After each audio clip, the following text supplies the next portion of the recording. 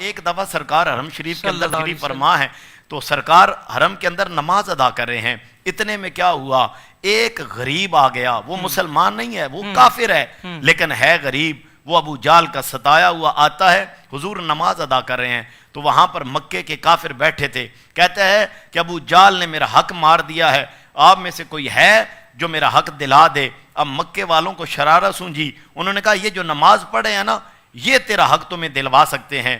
اب انہوں نے تو شرارت سمجھی کہ ابو جہل حضور کی جان کا دشمن ہے تو سرکار اس کے در پہ جائیں گے نہیں، اگر جائیں گے تو معاذ اللہ وہ حضور کی عزت پہ حملہ کرے گا۔ لیکن جو ہی میرے نبی پاک صلی اللہ علیہ وسلم نے نماز ختم کی تو وہ غریب، وہ لاچار میرے نبی کی بارگاہ میں عرض کرتا ہے، کہتا ہے ابو جہل میرا حق نہیں دیتا، آپ میرا حق دلوائیں گے؟ حضور نے فرمایا چلو چلو۔ اب سرکار نے یہ نہیں کہا وہ میری جان کا دشمن ہے، تو کافر ہے، فرمایا چلو۔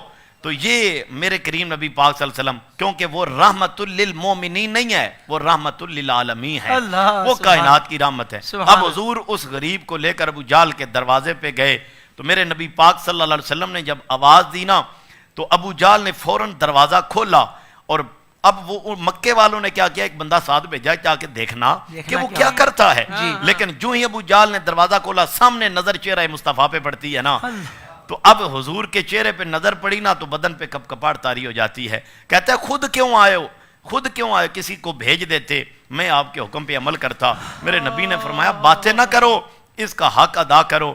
اب میرے کریم نبی پاک صلی اللہ علیہ وسلم نے اس کا حق دلوایا۔ اب وہ حضور کو دعائیں دیتا ہوا جا رہا ہے۔ اب کدھر جا رہا ہے؟ وہ مکے کے جو کافر حرم کے اندر بیٹھے تھے نا ان کے پاس آ رہا ہے، ان کو آ کر کہتا ہے تم لوگوں کی بڑی مہربانی، تم نے مجھے ذات کے بارے میں بتایا اور انہوں نے ایک دفعہ ہی جا کر میرا حق دلوا دیا۔ اب جب یہ معاملہ ہوا نا تو وہ مکے والے بڑے کافر حیران ہو گئے، یہ ماجرا کیا ہے، وہ تو حضور کی جان کا دشمن ہے اور یہ معاملہ کیا ہو گیا۔ اتنے میں وہ بندہ دوڑتا ہوا آیا، اس نے سارا معاملہ بیان کر دیا، پیچھے ابو جہل بھی آ گیا۔ ابو جہل جب آیا نا وہ بڑے غصے میں تھے کافر، وہ انہوں نے جو جملہ بولا اگر ہم اس کو اپنی زبان میں بیان کریں وہ کہتے ہیں مریں، یعنی ہلاک ہو جائے تو نے کیا کیا، ہم تو کچھ اور خیال کر رہے تھے اور یہ معاملہ۔ اس نے کہا تمہیں نہیں پتا یہ محمد کتنی شانوں والے ہیں، تمہیں نہیں پتا ان کا جلال کتنا ہے۔